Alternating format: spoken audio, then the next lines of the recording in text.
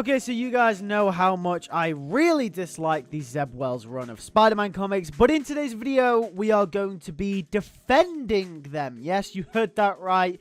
Defending them. Yes, this video probably won't be as long as my other critique videos, but I thought I'd make more of a off-the-cuff, less serious, more sit-down, more commentary style video where I really talk about what I love about these comics. And there is a few things that I do like, so it's not all doom and gloom. But before we get into that, make sure you subscribe because this is a Spider-Man channel and you clicked on this video, so I don't know what you're waiting for. Subscribe, come on. Anyway, let's get straight into this. So I'm going to be defending Zeb Wells' Spider-Man comics, and there is a few things that I really do like. The first comic in the series that I actually do want to talk about is Judgment Day. I thought Zeb Wells did a really good job of Spider-Man in Judgment Day, and I personally do think I kind of overlooked this comic when I first read the series because I started reading the Zeb Wells Spider-Man comics when they were about maybe 15, 16 issues in. So I read them all back to back, and most of them were actually really bad. So you could imagine grouping that comic in with all the bad ones. You would kind of see it maybe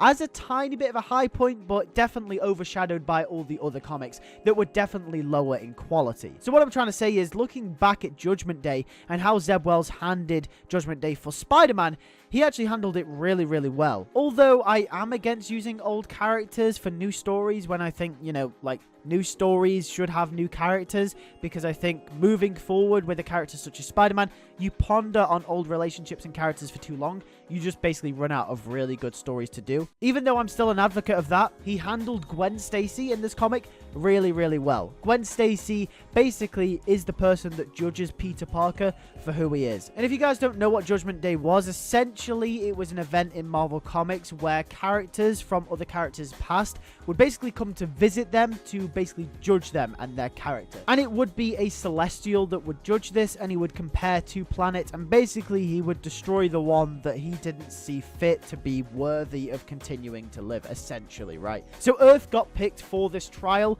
and Peter Parker's judgment person was Gwen Stacy. And just for reference, Aunt May's was Uncle Ben, for example. But anyway, that's what Judgment Day is in a nutshell. And I think it was a really good story because it basically said Gwen Stacy, Spider-Man's one true love, is going to be judging him. And basically, all the decisions that Spider-Man makes are based off how he would want Gwen Stacy to see him. And I think that's really clever because it's basically saying that out of all the people that have ever existed in Peter's life, he wants Gwen Stacy to respect him the most. And I think that's really clever because Gwen Stacy was his one and true love and will always be his one and true love. Yeah, Mary Jane is his soulmate, but Gwen Stacy was his one and first love, and I really love that they brought her back for this storyline.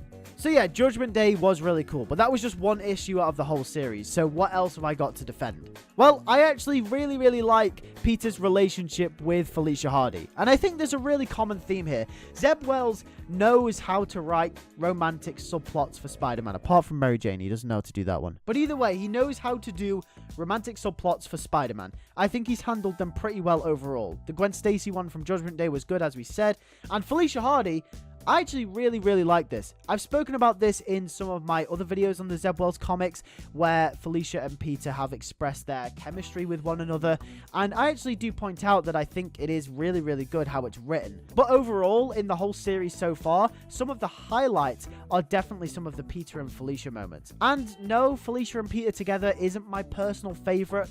When it comes to them being a couple, I'd much rather Peter be with Mary Jane, and I've always preferred Peter with Gwen Stacy anyways. You know, I grew up with the TASM movies, so that's given. But I think Peter and Felicia really do work here, and I think it definitely is a high point of the Zeb Wells comics, at least for me. I think the way that he writes them, that he bounces them off each other really well. The way Felicia is written is she's still got a chip on her shoulder. She's not 100% good. Yeah, she'll help Peter out and kind of stop crime and fight crime, but she'll also do a little bit of a shady thing here and there, and I think it really works well in conjunction with Peter's great responsibility, and it's a really good relationship. I really do like it. The banter that they have between each other as well is actually really good. I mentioned in one of my last Zeb Wells videos that I did that I mentioned that I could pretty much read a whole book of Peter and Felicia. I think their relationship is really good. I wouldn't mind a whole Peter and Felicia spin-off series written by Zeb Wells. Maybe just a mini-series. Maybe it's like a couple of issues. Maybe, you know, 5 to 10 issues at most, but it's called Spider-Man and Black Cat or something like that written by Zeb Wells. I wouldn't mind that whatsoever. That sounds like a really good idea to me. I think that would be really cool. Even though there has been some questionable decisions made in the Zeb Wells comics, including stuff with Norman Osborn and Dark Web and Ben Reilly and all the recent stuff with MJ and Paul, we don't need to go into that because we've absolutely rinsed that topic. But yeah, there's loads of questionable decisions being made.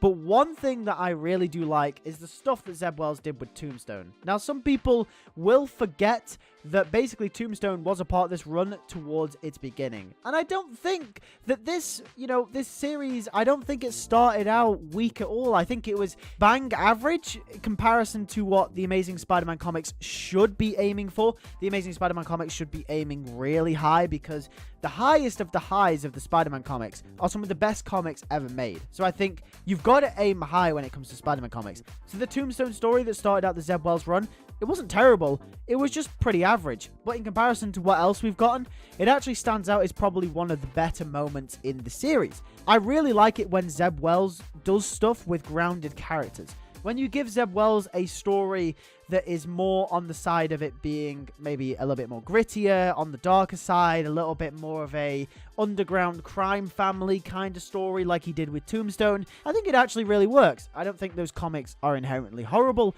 I think they're actually pretty good. And, you know, comparison to what we have now, I kind of wish that he maybe stuck to a more grounded Spider-Man potentially, instead of doing all this stuff with Rabin. But we have no idea how much the Marvel editorial fed that into the series. We don't know if it was their fault or not, or if it was Wells. But either way, I do prefer that from Wells from what we've actually got. But either way, that is pretty much it. You know, defending Zeb Wells' Spider-Man comics, I think those are the things that I like most about the comics, and I think people would agree as well. But let me know in the comment section down below. I want this to be a positive video mostly. So obviously we all have criticisms and that's fine, but I've made plenty of videos where we can do that. I want you to let me know in the comment section down below, what is one thing that you really love about the Zeb Wells comics? And genuinely, what is it that you love about them? Is there something? If there isn't anything at all, then don't comment. Let's make this a positive video. With that being said, thank you guys for watching, and I'll catch you guys in the next video. Take care and peace.